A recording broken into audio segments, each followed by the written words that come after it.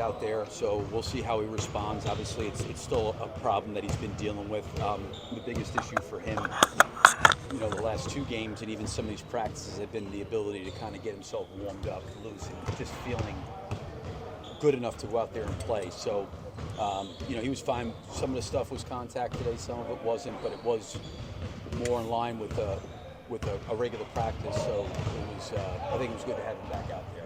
So, do you expect him to play? I'm optimistic about it. I am. You know what I mean? I am. He didn't pull himself out. Like I said, he went through everything. I think the biggest thing is going to end up being for him is it's been. I don't want to say day to day. It's just some days he wakes up and it feels a lot better than other days, and I think some of it could be him using it. So to me, the bigger issue is going to be tomorrow at shoot around. How does he respond off of this, and how does he feel tomorrow morning? I think that would be a real tell. Is it a wrist or is it whole forearm? Or what? It's a muscle on the side of his hand here. Gotcha. But I think he's got problems like down where I don't know. I'm not a doctor, but I know it's some muscle on the side of his hand. I don't even know what it's called. Gotcha. I'm sorry. He's been so effective against Miami this season. What do you think it is about that matchup that is working for the Nash? Well, I think he's, he does a really, really good job of reading the floor and reading defense. I think when there's space, he does a great job of trying to get to the paint, get downhill. I think his ability to kind of push the ball and help us with our pace and speed. And then really it's just, I think, his innate ability just to read the game. He's got a really good feel for that stuff. And he just kind of reads situations and has done a good job making decisions. Anybody else miss practice today? Other than the usual ones? The only guy that didn't do everything was Dalen. Calf, cautionary, should be available. Optimistic about him, but that's been a little bit of a problem for him. And I think he missed maybe the Washington game, Washington, and then came back for Philly. But he's still dealing with some soreness there. I don't think it's anything that would have kept him out of practice, but I don't think they wanted it to linger. And Lonzo's out, right? Lonzo will not be available. Thank you. Is Trey Jones doing anything, or is he? He just got out of the boot. He's pain-free walking, but still in certain foot movements has discomfort. So until that really clears up, we'll not be able to get him back on the court to do much until that's completely gone. But he is out of the boot, and that was a little bit longer. We were hoping it was going to be 2 weeks. It was probably closer to 3, but he is feeling better without walking without the boot. Bill, you played Miami just last week. How different can a game be, though, in this instance, when you've beat them 3 times already? Well, I think when you play a team, as late as we've played each other, there's a lot of familiarity. So I think both teams are going to be familiar with each other. I think there's things that you can take from all 3 games. But a lot of times I think in these situations when there is familiarity, you got to be really detailed in the game plan discipline. Loose balls and hustle plays become a major priority. Taking care of the ball, defending without fouling. There's things that certainly get heightened because I think both teams are pretty familiar with what each other does out there on both ends of the floor. So it's fair to say this team is peaking more than the last couple of play-in teams you've had? I just think it's been different. The team's really different. I think Modest has really grown. It's been good to see him grow the way he has. Josh is a new player from, wasn't here last year. I think you talk about bringing in Kevin and Trey and Zach. They're new, so it's hard. I think this team's is different, than any other team, and I think the group's done a really good job.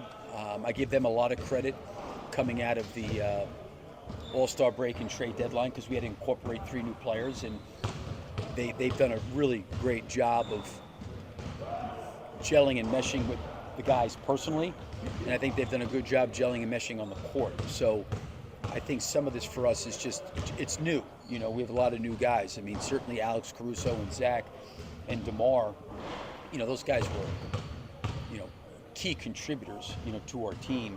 And now there's opportunities where, because we are a lot younger, for some new guys to have an opportunity. Bill, you mentioned this being new. How valuable is this experience for some of your younger guys going forward? I think it's critical, for their development. I really think it's important. Again, I can't speak for, every team, every organization. And I think I said this before, the thing I respect about Miami is it's all focused on winning. It's kind of what the mentality is. And I do think it takes players time to understand what they have to do to impact winning. And sometimes I said this from day one, just to throw a guy out there and give him minutes with no responsibility at all to the other guys, and it's just like, hey, just play, I think you miss valuable opportunities. I'm happy that our young guys are certainly coming down the stretch. We're playing in meaningful games as it related to the standings. Trying to get to the 8th seed, which we couldn't get to, trying to maybe get a home court, which we got to.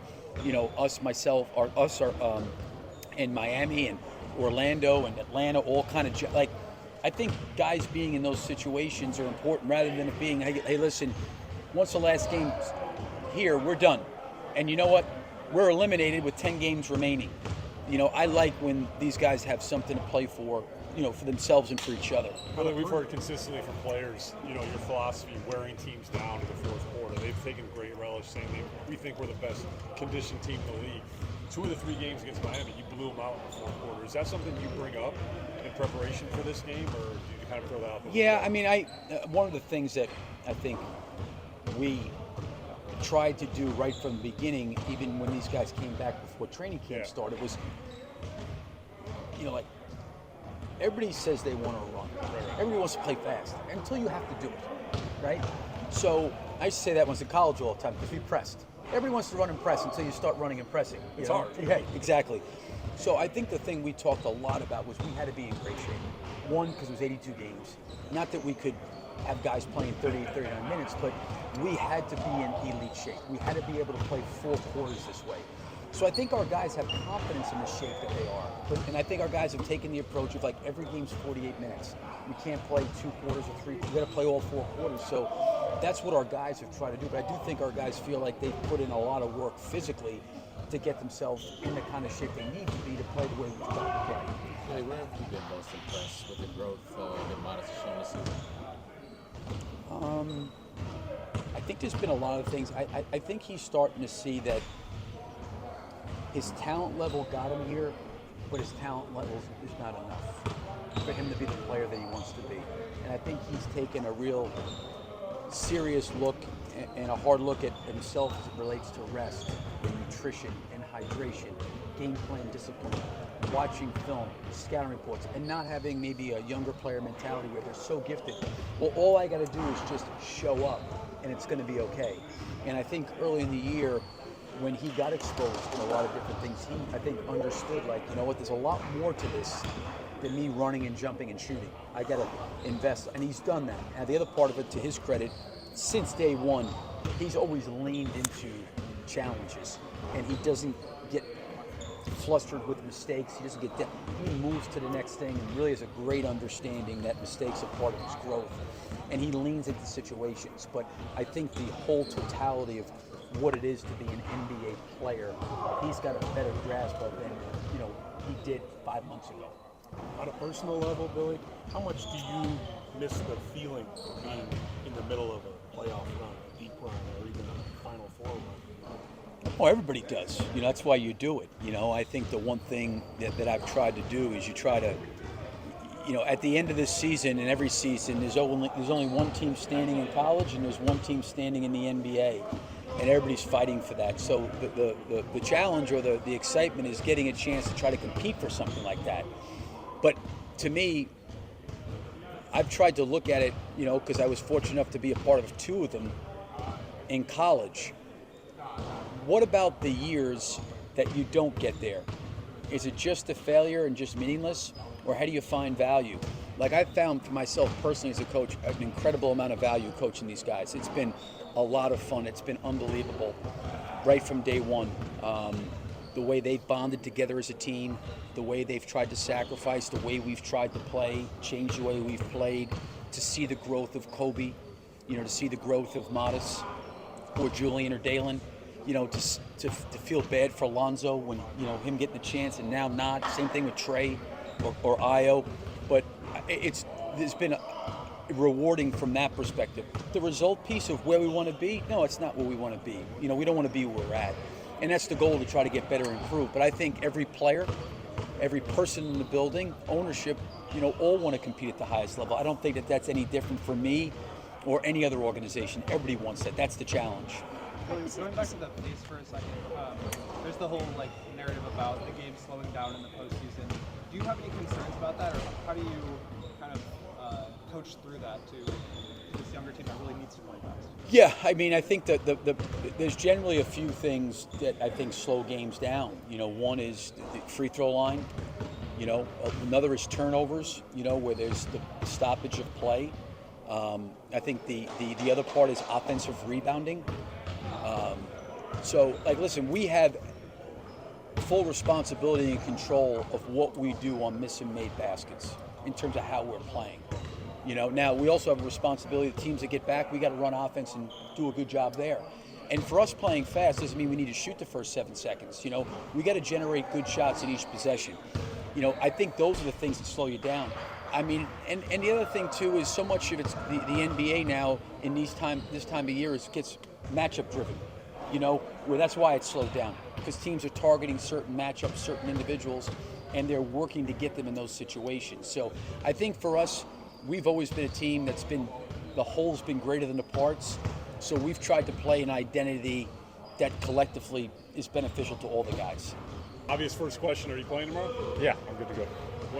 What kind of percent do you think you're going to be at? I mean, I'll be as high as I can be. It's something I've been dealing with for a while now, and it's as the games are going on and we play more and more, it's the pain's obviously gotten higher and higher, but playing game, muscling game, there's no way I'm going to sit it out. So we'll do what we can to reduce the pain as much as possible, but come 7 o'clock, there's no asterisk on the score sheet, so I'll be ready to go, we'll be ready to go, and I'll be in there. You had a triple-double against them last week. You had 2 triple-doubles against them this season, but, I mean, you were dealing with it then, so do you think you're going to be able to play through it tomorrow night? Yeah, I'll be able to play through it. I hope it's at a high level. So, as I said, it's just about managing the pain, and we'll do everything we can tomorrow, today, tonight, to reduce it as much as possible. But, I'll deal with it, and I'll play through it. Can you kind of walk us through where the injury is? We're a little confused about it. Yeah, it's really through my hand. I saw a lot of things saying wrist, but it was through my hand. It's something that we've been dealing with it since the break, and medical staff's done a great job managing it as best we can. It's a really tough injury to kind of pinpoint, and I've had multiple MRIs, X-rays, CT scans, so I've seen a lot of people about it, but it's really hard injury to pinpoint and to heal while playing games. So obviously this will be something I address over the off season, but for now it's just about pain management and playing through it. Josh. It hasn't. I mean, it hurts. It hurts. But in terms of once the game starts, the adrenaline's going. That helps. That certainly takes it away a little bit. But as I said, I try not to think about it and overthink about it. I just go out there and play. And the pain is what it is. I can't do anything about it. So I just sleep with it. And shots go in, they're going. But I don't blame it on an injury or anything like that. Josh, what would it mean to you personally and professionally to be able to get a win with this team at this point? I mean, it's exciting. Anytime you can play basketball after 82 games, it's exciting, and so that's where we wanted to be as a team when we're here now. And do or die game. We understand the magnitude of it, obviously, and it's a great experience for a lot of guys that haven't maybe been in the playing. Younger guys, I say young guys, I'm 22 myself, but that haven't been in this environment before. So it's a lot of fun. Obviously being at home is a lot better. We get to have our fans on our side, so we're excited. We're ready to go. We've prepared the right way. Obviously we'll have shoot around tomorrow, but come tomorrow night 6:30, the guys will be ready to go. What's your advice for guys who haven't been in that spot before? Approach the game the same way you've approached every game this year. Obviously the stakes are higher. This external noise, things like that, but it's just the same as any other game. We understand the pressure, obviously, of win or go home situation, but for the guys that have been there before, we understand it, and the guys that haven't been there before, we'll kind of just reiterate. We prepare the same way. We don't do anything different, and once the ball's tipped off, it's just another game. So come ready to play, and just approach it the same way you have all year. You said this is something you're going to address fully in the offseason. Since it's a muscle issue, you're not talking surgery, or are you? No, I'm not. I mean, that's kind of another gray area. We don't know exactly, how to solve it. I think rest is the big one, and obviously it's hard to do that when you're playing every second day of the year. So, that's probably something, as I said, it's something I'm not going to concern myself with now. As long as we're playing, I'm going to play through it. And once we're done, that's when I'll really try to hit it on the head and see what the issue is and fix it then. Playoff basketball or play-in basketball is obviously so much about getting your style to where you want it. I mean, Miami does not like to play as fast as you guys like to play. How much of a focal point will that be for you guys tomorrow night? I mean, it has been all year, and irrespective of who we play, that's kind of the team we've been. Our identity is up and down, and it's not a secret, and everyone knows the way we play. So I think Miami, we kind of spoke about it, fourth quarters, we've started to really wear them down over the 3 games we played them. So, as I said, and we don't want to go into this game overthinking it, changing too much. We've beat them 3 times this year, and that's not to say the 4th win's a guarantee. They've beat these guys in the play-in the past 2 years. So we understand this is a brand new game, and what's happened in the past is done. So, as I said, we'll approach the game the right way, the same way we have. And if we play to our identity and the way we have against these guys in the past, I think we put ourselves in a great position to win the game. But they're a very talented team. They've been in this situation as well, so I know they're going to come ready to go. Josh, you and Modest have similar size, skills, came to the league at the young age. How do you think he's handled himself this year? He's been great. And I mean, early days for him, his playing minutes were up and down. He was obviously with the G for a little bit. And, credit to him.